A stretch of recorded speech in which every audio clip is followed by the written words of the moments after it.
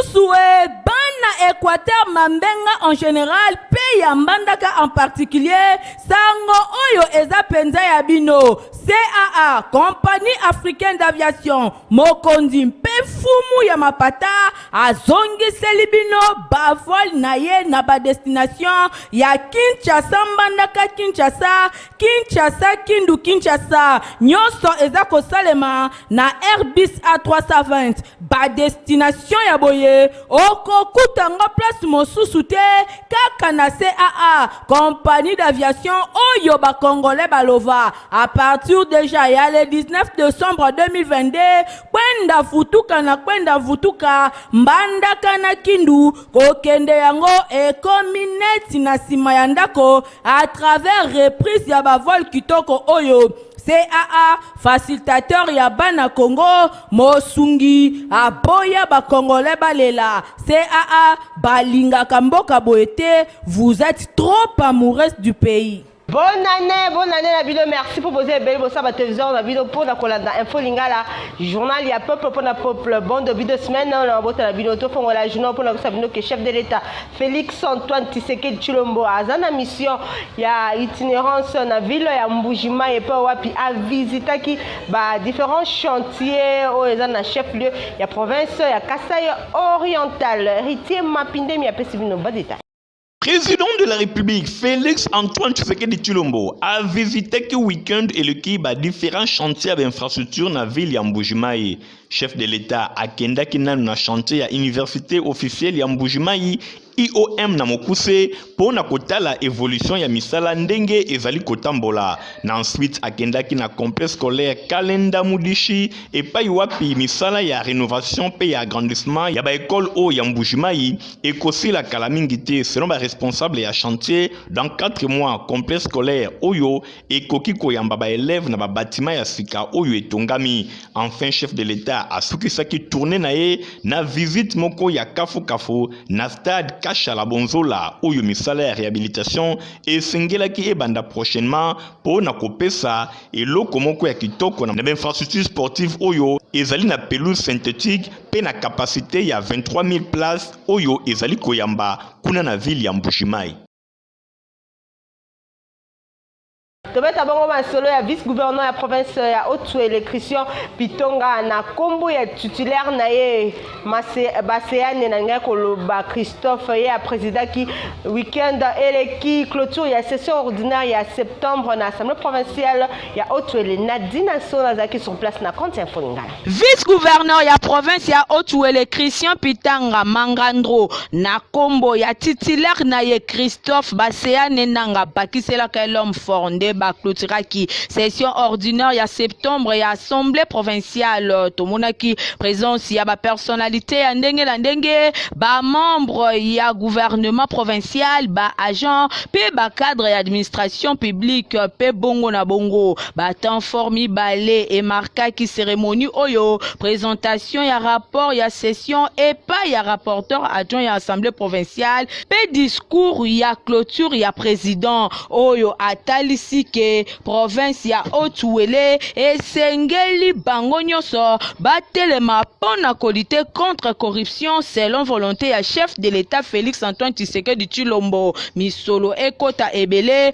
pona korépondre na posa ya population balobela kipe ba edi ya ndenge la ndenge oyo ezalaki adopté lokola edi budgétaire ya 2023 lokola misolo ezali ya komata basengi na exécutif provincial basala yango malamu pona développement ya province pe asengaki na gouverneur ya province basala en sorte que croissance oyo ezala penza réalité. Gouvernement provincial a joué rôle ya kokabola na ndenge ya malamu budget na ba territoire nyonso selon programme ya action na komemaka ba parti nyonso bazali concerné batelemela pénurie pona kotia population à l'aise surtout na période oyo ya ba fête ya fin de l'année ndenge asukisaki na koloba afunde afungenda sumbu oyo azali bongo président ya assemblée provinciale. Président, il y a Ligue de jeunes, il y a LGD, parti, il y a Mwanamboka Augustin Matata Pogno, Aristote Chibwabwa, il y a Akitaki Nokan Luka Pona pour sensibiliser la population, na etali enrôlement pour soutenir ba FRDC. Sur place, Christian Kangebeni Yazaki wana pona compte Infolingala. Quartier Kanluka na commune ya Ngalema eyindaki na ndenge ya kosakana te. Population atondaki week-end eleki pona ko assister na matinée politique oyo Ligue de jeunes ya leadership pour la bonne gouvernance et développement LGD na mokuse parti cher ya autorité morale Augustin Matata Pogno Mapon bosimba ke président ya Ligue de jeunes Aristote Chibwabwa elongo na ba cadre ebele ya LGD bango bazalaki wana pona ko beta masolo elongo na bilenge ya Kanluka oyo pe bayaki ebele motif ezalaki kaka kolobela makambo etali enrôlement bosimba ke Gladi JJ azwaki maloba pona ko présenter ba cadre nyonso ya LGD mingi penza ya Ligue de jeunes oyo bazalaki wana pona ko beta masolo elongo na bilenge ya Kanluka bongo na sima yemoko président ya Ligue de jeunes Aristote Chibwabwa oyo asimbi bilenge nyonso ya LGD alobaki na bilenge ba s'enrôler ebele opération ya enrôlement ba négliger yango soki mokete pambate soki ba s'enrôler ebele ba ko voter ba candidat oyo bango ba sepeli pe bilenge ebele ba ko diriger Congo asukaki wana te asengaki pe na population ya Kanluka ba yeba na ko soutenir ma pinga ya mboka ba FRDC na bitumba oyo bazana yango pona ko défendre intégrité territoriale ya RDC pe ko bengana bangunda nyonso oyo bazali ko tungisa kimia pe asukaki wana te asengaki na population ba soutenir Augustin Matata Pogno Mapon pona mosala makasi pe ya malonga oyo ye asala ba yeba na kosunga ye na makambo nyonso oyo ezali kokomela ye message ya mwana mboka Aristote Chibwabwa ezalaki capté 5 sur 5 epai ya bilenge ya Kanluka oyo batondaki na esengo na ndenge ya kosakana te na micro ya Infolingala Aristote Chibwabwa alobi boy mpona maponomie salema ezabike konde ba voter te ezabatu batu wana po ba voter senge na bango bazana mokanda ba bengi carte d'électeur et comme nous sommes dans la période préélectorale tokozala na période où batu bakosala enrôlement mpona bazwa ba carte d'électeur na bango ata soki carte d'électeur wana ekozala na face ya mabe mais yango ekovote nango eliolo batenge no fezala na obima na face ya malamu toyeko yebisa bandeko bokende kozwa carte d'électeur important c'est ekovote akoyebisa bango eza na théorie mo babengi théorie du si nzete kata na kambala moko na kobeta liboso ya machette te beta lisusu beta lobby beta sous lobby ko changer parce que c'est lui qui regarde le mal sans agir est complice du mal toboyi kozala complice ya mabe biso to ba to ko telema pona ko changer makambu il faut ba bilenge ba telema pona ba changer trajectoire ya histoire bon simba ke parti politique LGD na Ligue de jeunes et simbami na Aristote Chibwabwa na ngambu ya président autorité morale Augustin Matata Pon lala na yo pongi bilenge nyonso bakangami na kati ya LGD na bokasi ya mwana mboka Aristote Chibwabwa.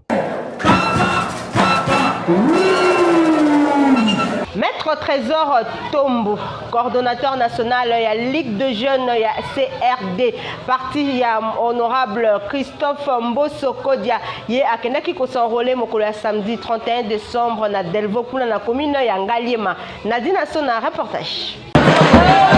Commune ya Ngaliema eyindeki na ndenge ya kosakana te weekend eleki na 4 ya enrôlement pe identification ya ba électeurs. Coordonnateur national ya Ligue de jeunes ya CRD parti cher ya autorité morale Christophe Mbosso Kodia Mpwanga président ya Assemblée nationale ezali bongo maître Trésor Tombo elombe oyo asangisaki etuluku ya bato pona kolakisa capacité na ye ya mobilisation. C'est vrai vraiment azali mokambi ya ba jeune pamba tenzela nzela ezalaki mabina loyembo na rythme ya fanfare bana ya CRD na ya Delvo bref ya Ngaliema mobimba ba accompagnaki penza leader na bango tina centre ya enrôlement après quelques formalités et umelaki te maître Trésor Tombo abimaki na carte d'électeur na ye na maboko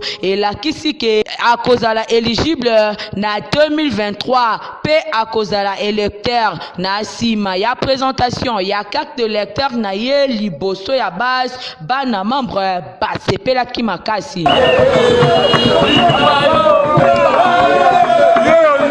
Boyende ezala azalaka leader ya bagene ya CRD ya autorité morale Christophe Mboso afongoli nzela elakisi ke bato nyonso y compris bana ya CRD basenrole ebele mpona kovote bakandidat na bango pe kopesa président de la République Félix Antoine Tshisekedi Tshilombo deuxième mandat.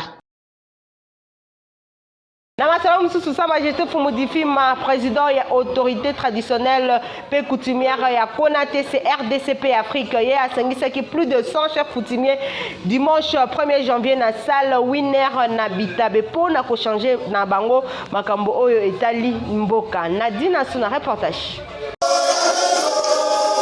Salle Winner na commune ya Masina eyindaki dimanche 1er janvier et Tuluku ya ba chef coutumier oyo basanganaka na kati ya conseil supérieur de l'autorité traditionnelle et coutumière Konate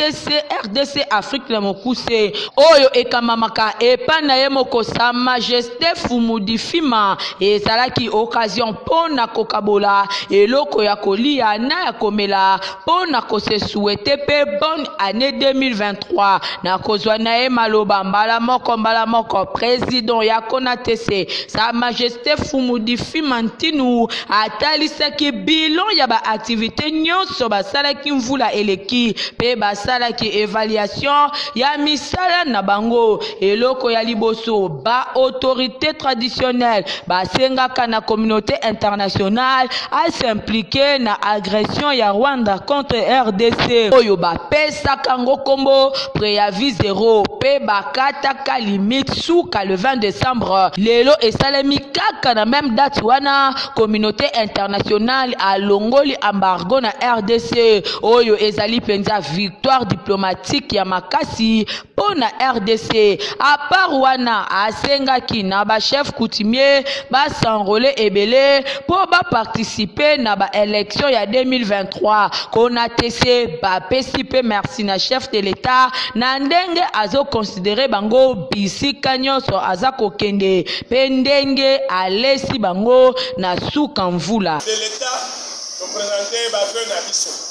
ayebake toza na ye assemblée président ya sénat premier ministre batosa bokoko bapesa bachef coutumier valeur na bango toza koinsiste soki kongo esengeli etelema esengeli chef coutumier liboso batelemisa ye Konate bamipesi mokumba ya kodenonse bato nyonso to bainfiltre na secteur na bango na tina wana baza kokoba na koreklame ministère ya baaffaires coutumières ezongela bango na maboko po bakotisa ordre na secteur oyo. Ya Mao Twene président ya wanje Congo de l'espoir ye akendaki ko fêter bonne année na ye na ba orphelin ya orphelinat arc-en-ciel wezami na commune ya Selemba ou Christian Kengebeni reportage.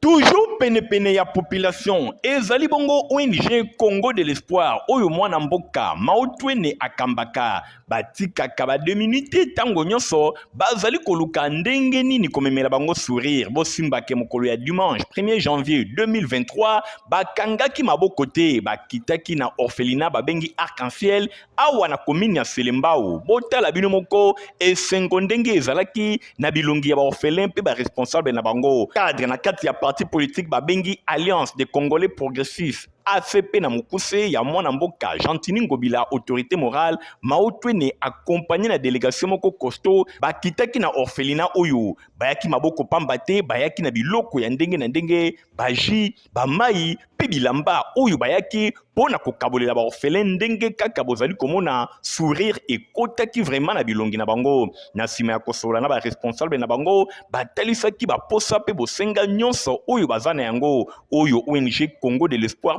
memi kuna ya mwana mboka Mao Twene ezali eloko moko ya koencourager pamba te ye moko Mao Twene espoir ya funa amesana koloba religion ya makasi pe ya malonga ezali kaka assistance aux pauvres topé aux démunis ndenge azali kosala na micro ya Info Lingala apesi importance ya geste na ye eza mokola feti et tomonaki biso tozosepela na bandako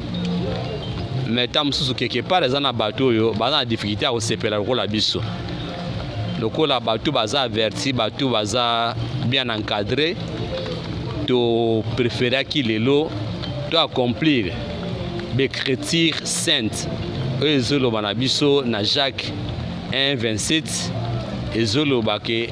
religion pire pe santa chakosala na sina moyawa ezali ko assister ba veuve na ba orphelin. Ndele to accomplir yango ko assister bango pour bakozeluka kolia ya komela bafete pe lokola bato oyo bazovivre na sena moi awa. Bosimba ke pendant que misusu bakangaki maboko baliaki kaka bango moko ONG Congo de l'espoir ya mwana mboka maotwene bakabolaki ndambo bazalaki na yango elongo na baorphelin ya orphelinat Arc-en-Ciel na commune ya Selembao biloko ya boye ezali ya encourager. Teweta masolo ya sea azongisi ba vol na ye na destination ya Kinshasa mbandaka Kinshasa pe Kinshasa Kindu Kinshasa nyonso esi ebandaki depuis mokola le 19 décembre 2022. Nadina son reportage. Eye lisusu bana Équateur Mambenga en général pe ya mbandaka en particulier sango oyo eza penza ya bino CAA Compagnie Africaine d'Aviation mokondi mpe fumu ya mapata azongiseli bino bavol na ye na ba destination ya Kinshasa mbandaka Kinshasa Kinshasa Kindu Kinshasa nyonso eza kosalema na Airbus A320 ba destination ya boye okokutanga place mosusu te kaka na CAA Compagnie d'Aviation oyo ba congolais balova à partir déjà ya le 19 décembre 2022 kwenda futuka mbandaka na Kindu kokende yango ekomineti na sima ya ndako à travers reprise ya bavol kitoko oyo CAA facilitateur ya bana Congo mosungi aboya ba congolais balela CAA balingaka mboka boete vous êtes trop amoureux du pays. Dolanda communiqué ya professeur Dan Kuba Takana Bolanda.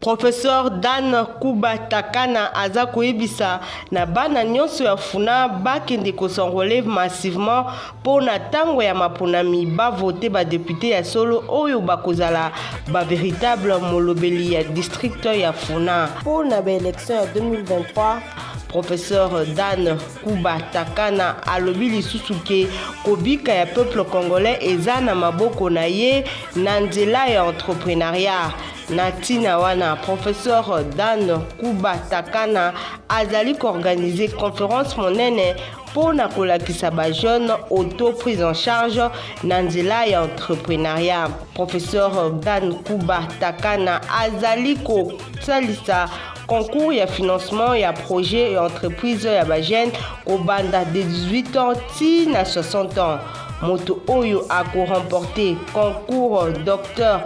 Dan Kuba Takana a kozwa bongo tope a ko gagné bongo $500 américains. Concours ekosalema bongo mokola samedi 28 janvier 2023 à partir ya ngonga ya 10h kuna kaka na université canadienne au Congo. Première rue boulevard Lumumba. Bosimba ke concours entreprise Dr Dan Kuba ezali ko concerné kaka bana ya district ya Funa, c'est-à-dire ba commune lokola Kalamu, Kasavubu, Ngiringiri, Bumbu, Selembao, Makala pe Bandalungwa. Bongo ya ebele pona koyeba ba critères ya concours professeur Dan Kuba Takana.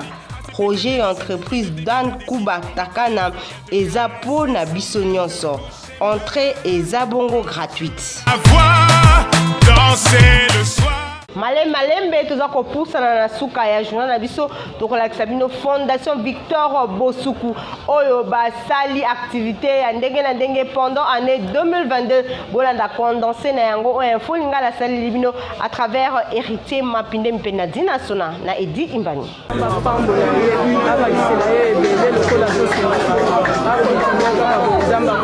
Ba merci nyonso oyo bozali koyoka ezali signe ya reconnaissance ya population et pas ya Fondation Victor Bosoku a sali misala ebele na 2022 pour pona kosunga population oyo azana bosenga. Ba exemple ezali tellement ebele ndakisa na orphelinat Carlino kuna na commune ya Limete. Fondation Victor Bosoku balekaki pona kosunga ba orphelin oyo bazwami kuna. Délégation ekambamaki epa na yemoko mwana mboka Victor Bosoku ekaka. Oyo geste na ye emarkaki responsable ya orphelinat Sœur Tatiana oyo asengaki merci pe alobaki nzambe apambola Fondation Victor Bosoku ekende liboso. Il presidente ha detto le monde d'aujourd'hui, vous allez avoir l'amour à venir pour les enfants. Si vous faites une geste comme ça pour les enfants, c'est bien. Elle vous remercie de tous les gestes que vous avez fait aujourd'hui. Pe ba présenter qui état de besoin na bango et pas na yemoko Victor Bosoku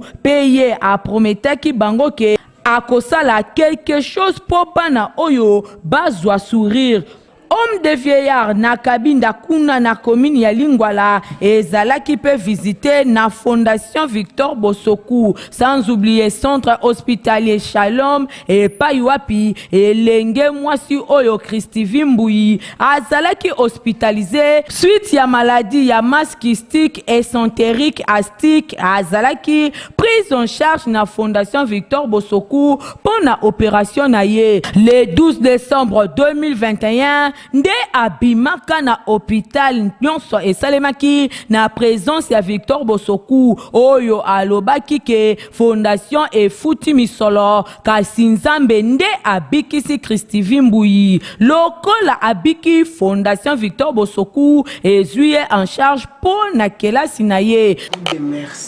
Beaucoup de remerciements. Donc je n'ai rien lui donner parce que je n'ai rien. Si j'avais même quoi, j'allais lui offrir. Mais que Dieu lui-même l'offre tout. Que Dieu l'offre tout ce qu'il voudra dans sa vie. Merci. Nous, la Fondation Victor Bosoku, nous sommes l'œuvre de l'éternel Dieu. Nous restons à genoux, assis, et que Dieu prenne sa place. Comme ça, tout ce que Dieu va manger, t'opéra là où nous sommes. Assis par terre. Sur place, Fondation a fouté ki ba facture ya ba malade, pe basi oyo bakangamaki na maternité pour na problème ya mbongo. Nyonso ezali pour na correspondre na appel à la solidarité oyo ezalaki lancé et pas ya chef de l'État Félix Antoine Tshisekedi Tshilombo. À part Fondation Victor Bosoku, azali pe coordonnateur national ya plateforme Babengi État des droits. Oyo ezali na 2022 kuna basalaki pe ba activité ebele pour na côté ya population likambo etali état de droit pe côté le mela ba anti-valeur. Notre plateforme tout en étant l'ensemble des règles qui déterminent le comportement de l'homme dans la société. Ce n'est pas un parti politique. Nous voulons juste rassembler les associations politiques ou non politiques pour être derrière la vision du chef de l'État. Bisika na bisika, bateyaki population ba s'enrôler massivement pour na participer na ba élection ya 2023. Bako soutenir ba FRDC na bitumba ndenge bazali kote lemela agression ya RDC. Plateforme État des droits na bokambemi ya coordonnateur Victor Bosoku bakani kokende na ba province nyonso ya RDC pour na kote ya population yango ezali apolitique et sangisi ba mangomba ya ndenge na ndenge oyo bazana objectif c'est moko. Fondation Victor Bosoku elongo na plateforme État des droits basali ebele na 2022 to bandi que 2023 oyo ekozala lolenge moko longonya na mwana mboka Victor Bosoku et kaka régler progressivement tous les problèmes qui lui sont soumis. Ozala posa ya ko voyager okende Angleterre, okende Belgique, topo okende na bisika sala confiance na agence Eric Travel ya mwana mboka Eric Mwamba. Reportage. Tango yango oyo ye mwana kin ozana posa ya kokende na Angleterre nayebisa bino l'homme ambassadeur ya développement mwana mboka Eric Mwamba aza kosunga yo na ba démarche na yo awa prix ekiti ADG Eric Mwamba elongo na agence Eric balobi na $1000 ya pamba ozwi visa ya Angleterre ndeko yo yaka kaka na compte ya $200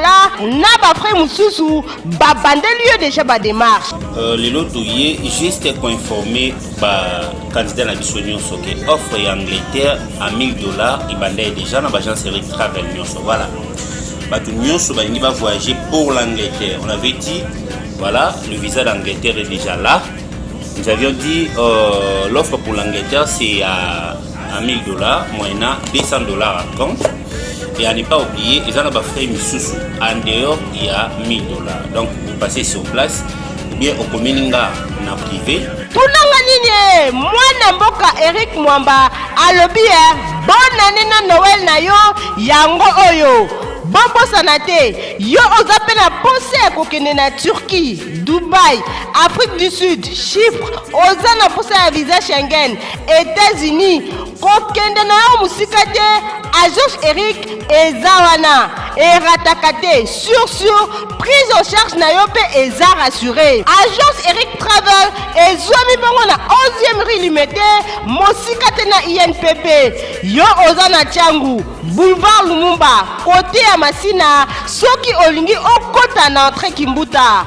bana ya funa na diagonale ya commissariat la police côté ya Rekingabwa ebongo yo na Lukunga kende kaka na Kitambo magasin pene ya Facebook agence Eric Travel ezomema bino likolo bokomela pema j'ai pris le magot, j'en ai fait cadeau, j'en ai ghetto. Vous allez qui est pona kolanda info lingala journal ya peuple la vous sepela kinango vous merci na Igor Tsingi azaki na sima ya caméra Christian Kengebeni azaki bongo na montage Nadine Asona azaki bongo na rédaction PA tumbela ki édition oyo héritier mapindemi ya superviseur ki yango coordination Stéphane Skandenga bino depuis ça nous rendez-vous miko les koya au revoir eye lisusu bana Équateur Mambenga en général pe ya Mbandaka en particulier sango oyo eza penza ya bino CAA compagnie africaine d'aviation mokonzi mpe fumu ya mapata azongiseli bino bavol na ye na ba destination ya Kinshasa Mbandaka Kinshasa Kindu Kinshasa nyonso eza kosalema na Airbus A320 ba destination ya boye okokutango place mosusu te kaka na CAA compagnie d'aviation oyo ba congolais balova à partir déjà ya le 19 décembre 2022 kwenda vutuka Mbandaka na Kindu kokende yango ekomi neti na sima ya ndako à travers reprise ya ba vol kitoko oyo CAA facilitateur ya bana Congo mosungi aboya ba congolais balela CAA balinga kamboka boete vous êtes trop amoureux du pays.